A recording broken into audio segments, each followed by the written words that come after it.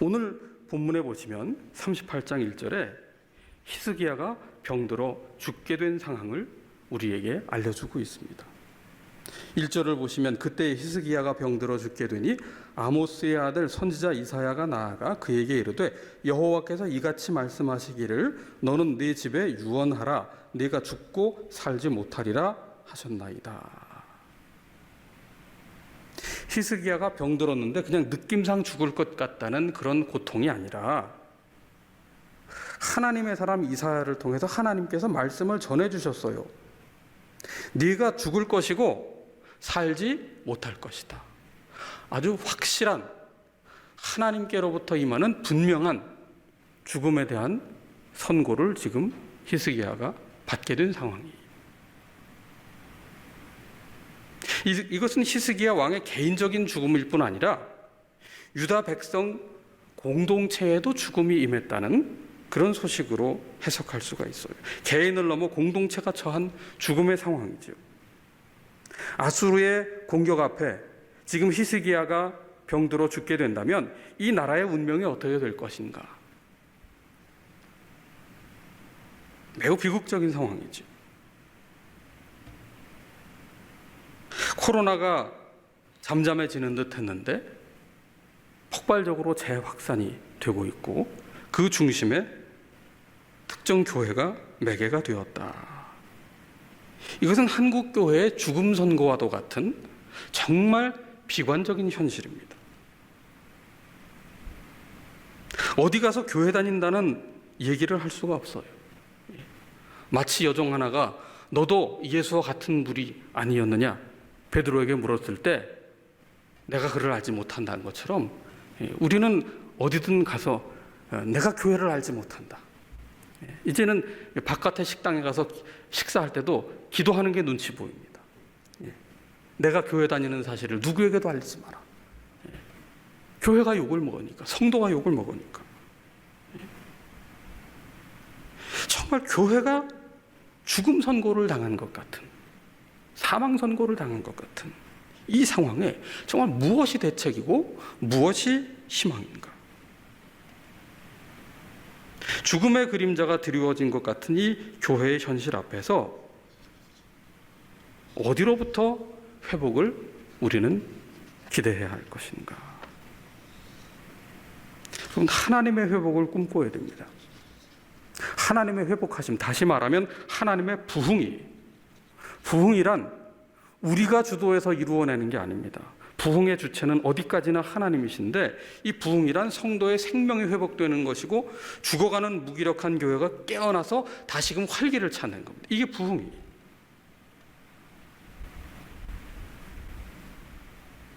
다시 하나님의 부흥의 손길을 경험하려면 오늘 성도와 교회인 우리가 가장 먼저 해야 될 것이 있어요. 그건 뭡니까? 우리의 무기력함을 인정하는 거예요.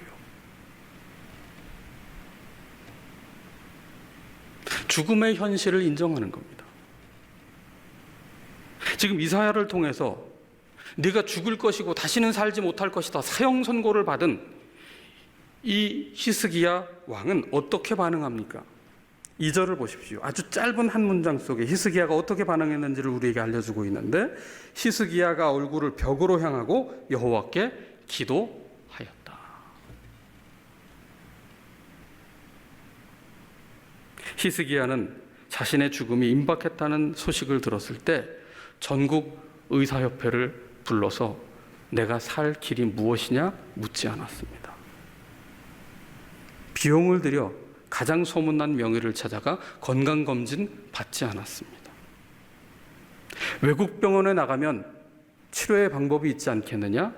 사신을 외국으로 보내지도 않았습니다. 한 가지예요. 딱 한 가지를 했어요. 오늘 본문에 무엇이라고 말씀합니까? 얼굴을 어디로 향해요? 벽으로 향한 채 무엇을 했다고요? 여호와께 기도했다. 하나님을 향하여 기도했습니다. 아주 단순하게 왕의 신분이었던 히스기야, 당대 최고의 권력을 가졌던 히스기야, 그는 하나님의 사람을 통해 그의 죽음이 임박했다는 소식을 들었을 때 단 한 가지를 했어요. 얼굴을 벽으로 향하고 여호와께 기도했습니다. 즉흥적으로 반응되는 것이 아니라 습관을 따라 훈련을 통해서만 형성될 수 있는 거예요. 히스기야가 이 죽음의 소식을 들었을 때 어떻게 기도했을까? 어떻게 다른 모든 방법을 다 차치하고 가장 먼저 벽을 향해서 여호와께 기도하는 것에 집중하였을까? 그것은 히스기야의 평소의 습관이 기도의 훈련이 되어 있음을 우리에게 나타내주고 있는 거예요. 다니엘이 어쩌다가 기도를 한 적이 없는데 갑자기 생각이 나서 예루살렘 성전이 있는 곳을 향해 창문을 열고 보란 듯 기도를 한 것이 아니었습니다. 기도 습관이 있었기 때문이고 기도의 훈련이 있었기 때문이에요. 그런 의미에서 이 영적인 훈련은 육체의 훈련과 굉장히 유사점이 많이 있습니다. 한 육상 선수가 이제 선수에서 은퇴한 후에 코치 활동을 하고 있는데 어떻게 하면 이 마라톤을 꾸준히 할 수 있느냐는 질문을 받았어요. 거기에 이렇게 몇 가지로 요약을 해서 답을 하더라고요. 본인이 엘리트 운동선수였을 때는 기록을 내기 위해 메달을 따기 위해 열심히 운동을 했기 때문에 한편으로는 굉장히 지쳤다는 거예요. 그래서 운동을 그만둔 이후에는 그 음식에 대한 집착이 너무 강해가지고 몸이 아주 순식간에 망가졌었다고 얘기를 합니다. 그러다가 다시 달리기를 시작을 했대요. 그때는 직업으로서의 엘리트 운동선수로서의 그 달리기가 아니라 자신의 건강을 위해서 달리기 시작했다는 겁니다. 그 이후부터 열심히 해야 된다는 압박감, 좋은 성적을 내고 좋은 기록을 내야 된다는 압박감에서부터 해방이 돼서 그 운동 자체를 즐기기 시작하게 되었다는 겁니다. 그러면서 몇 가지를 소개하는데 훈련 방법에 변화를 주라는 거예요. 똑같은 속도로 똑같은 자리를 계속해서 달리게 되면 실력도 향상이 되지 않고 흥미도 잃게 돼서 중도의 운동을 포기하게 된다는 겁니다. 훈련 방법에 변화를 주라는 거지요.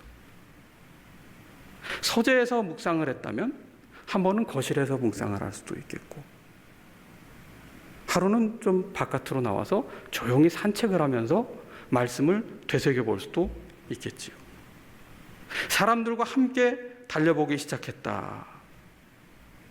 그 전까지는 비교와 경쟁과 순위가 목적이었다면 함께 달리면서 훨씬 더 큰 즐거움을 경험했다는 거예요. 운동에 대한 동기를 계속 유지할 수 있었다는 겁니다. 묵상한 말씀을 함께 나누십시오. 우리 교회는 큐티방도 있고 구역 모임 또 주일 소그룹도 있습니다. 남녀 선교회도 있습니다. 함께 일상을 살고 부대끼는 현장 속에서의 고민을 묵상한 말씀으로 나누시고 또 기도 제목을 서로 나누십시오. 그럴 때 서로가 계속해서 묵상을 하게끔 또 기도하게끔 서로를 불러일으키고 깨워주는 동기부여가 될 수 있는 것이죠. 훈련의 방법 또한 우리가 우리에게 맞는 정도에서 시작을 해야 되겠지요. 예를 들어 처음 마라톤을 하겠다고 하는 분이 내가 처음부터 1시간을 뛰겠다. 처음부터 10km를 뛰겠다. 큰일 나지요. 부상 입습니다. 묵상도 마찬가지입니다. 1시간 묵상해야 되겠다. 1시간 기도해야 되겠다. 그건 안 하겠다는 말과 똑같아요. 거짓말입니다. 이루지 못할 일이에요. 너무 버겁습니다.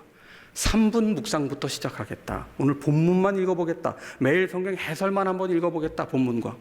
네. 오늘 3분 기도해보겠다. 여러분 3분을 기도해보지 않은 사람이 30분을 기도할 수 있을까요? 거짓말입니다. 1시간 유튜브는 볼 수 있어도 1시간 묵상하기, 1시간 기도하기 그거 쉽지 않습니다. 훈련이 아니고는 영적인 일은 훈련이 아니고는 될 수 없어요. 유익한 일은 훈련이 아니고는 될 수 없어요. 무익한 일은 훈련 없어도 다 돼요. 욕하는 거 훈련해서 하는 사람 보셨어요? 그런 경우 없잖아요. 네.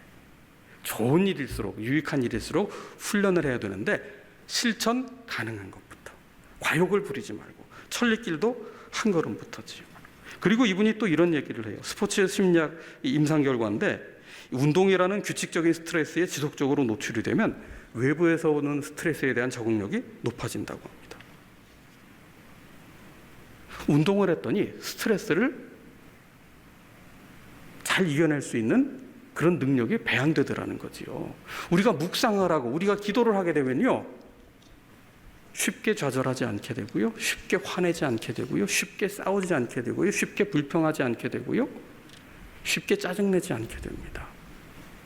하나님 주시는 마음의 평강이 우리를 지켜주시기 때문에 그렇다는 것이지.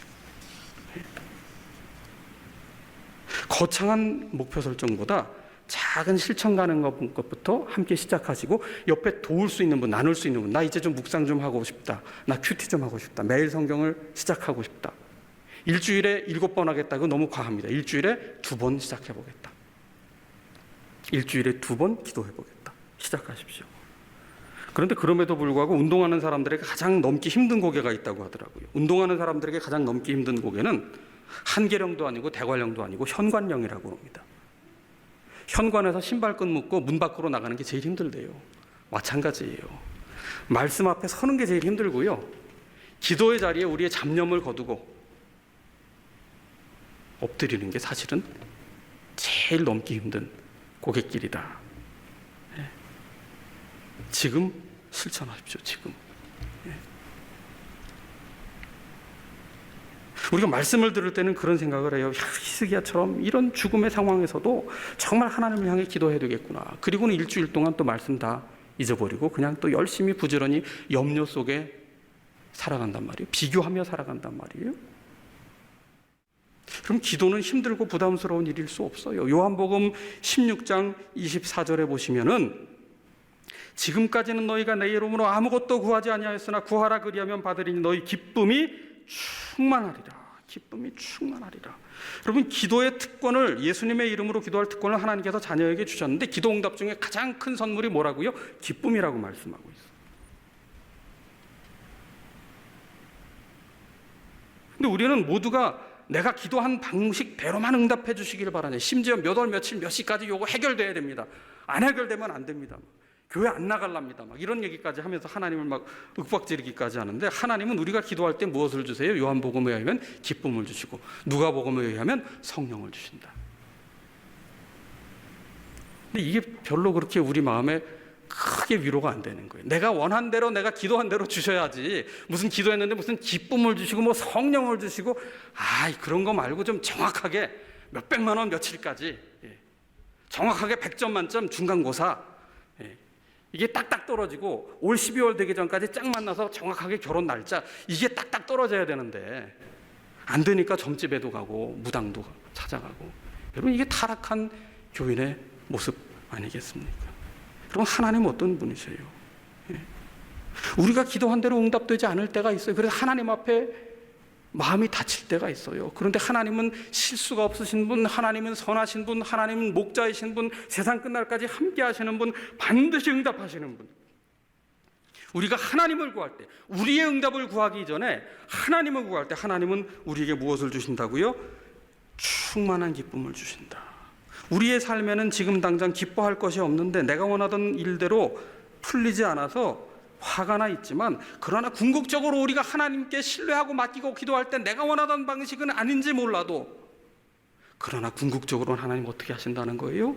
내 삶에 피할 수 없는 기쁨을 주시고 성령님으로 우리의 마음을 감동하여 주셔서 우리의 삶을 다시 소생케 하신다, 다시 살려주신다, 생기 있게 하신다, 부흥케 하신다는 거죠. 여러분, 다시 본문으로 돌아갑니다. 히스기야의 기도, 절망의 상황에서 드린 기도예요. 벼랑 끝에서 드린 기도예요. 간절한 기도예요. 벽을 향해서 드린 기도예요.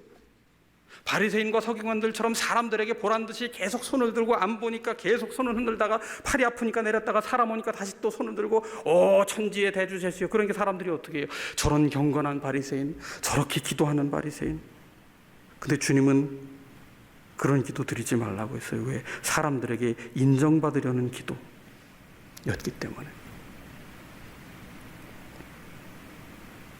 참된 기도는 뭡니까? 벽을 향하여. 예수님께서는 골방에서 기도하라고 했어요. 은밀한 중에 계시는 하나님께 기도하면 은밀한 중에 보시는 하나님께서 갚으시리라. 우리의 산만한 생각, 복잡한 여러 염려가 끼어들 수 없는 상태, 정말 마음을 오직 하나님께만 초점을 맞출 수 있는 그러한 상태가 되도록 하나님을 향하여 기도하라는 거예요. 하나님과 나와의 1대1의 관계에서만 기도하라는 거예요. 왕이, 히스기야가 내가 죽게 되었다 그래서 가장 믿을 만한 신하를 보내서 하나님 앞에 내가 대신 기도하라, 하지 않았어요. 신하들이여 나를 위해 기도하라. 내가 죽게 된다면 너희들도 같이 다 사형에 처할 테니 사약을 받을 준비를 하여라. 이러지 않으셨다는 거예요. 히스기야 왕이. 대리운전이라는 게 있잖아요. 자동차에 가끔 이렇게 꽂혀 있어요. 식당가 같은 데 가면 꽂아놓고 가요. 대리운전 1588 어쩌고 저쩌고. 학교 다닐 때 예전에 대리 출석이라는 게 있었어요. 대리 출석. 선생님이 부를 때 유상진 그러면 예 그러고 유 아무개 그러면 네 이러고 이렇게 해가지고 대리 출석. 요즘은 이제 카드로 그렇게 하는데요. 여러분 대리기도가 가능할까요? 대리기도. 예. 기도해 주세요. 기도해 주세요. 우리가 기도를 부탁하는 것은 함께 기도하자는 거잖아요. 근데 제가 예전에 오래전에 있던 교회에서의 일인데 한 분이 굉장히 심각하고 간절하고 아주 급하게 저한테 기도 요청을 해서 제가 수첩에 적어놨어요. 기억을 하고 있었어요.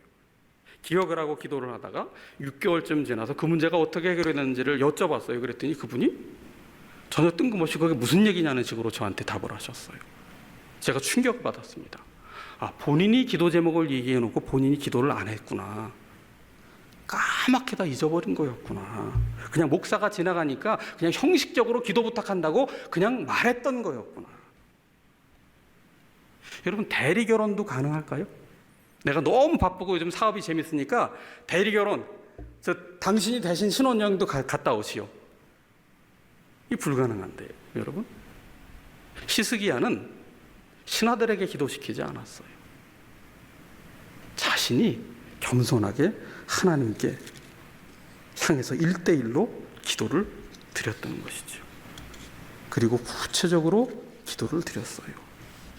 3절에 여호와여 구하오니 내가 주 앞에서 진실과 전심으로 행하며 주의 목전에서 선하게 행한 것을 기억하옵소서 하고 심히 통곡하며 기도를 드렸습니다. 그때 하나님께서 이사야를 통해서 히스기야에게 말씀하셨어요. 5절 이하에 내 조상 다윗의 하나님 여호와께서 이같이 말씀하시기를 내가 네 기도를 들었고 네 눈물을 보았노라. 내가 네 수안에 15년을 더하고 너와 이 성을 아수르 왕의 손에서 건져내겠고 이 성을 보호하리라. 그러면서 14절을 가봅시다. 나는 제비같이 학같이 지저귀며 비둘기같이 슬피 울며 내 눈이 쇠하도록 앙망하나이다. 여호와여 내가 압제를 받사오니 나의 중보가 되옵소서. 16절 말미에 나를 치료하시며 나를 살려 주옵소서. 참 겸손하고 솔직한 기도예요. 14절에 제비같이 학같이 비둘기같이 울면서 하나님을 앙망하며 기도합니다. 왕인데 체면불구하고 기도하는 거예요. 사자같이 포효하며 기도하지 않았어요. 곰같이 일어서서 기도하지 않았어요.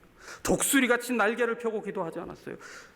정말 새 중에도 제비같이 비둘기같이 아주 평범한 정말 작은 미미한 존재처럼 내가 이렇게 죽게 되었는데 하나님 나를 보시고 치료하시며 살려 주옵소서.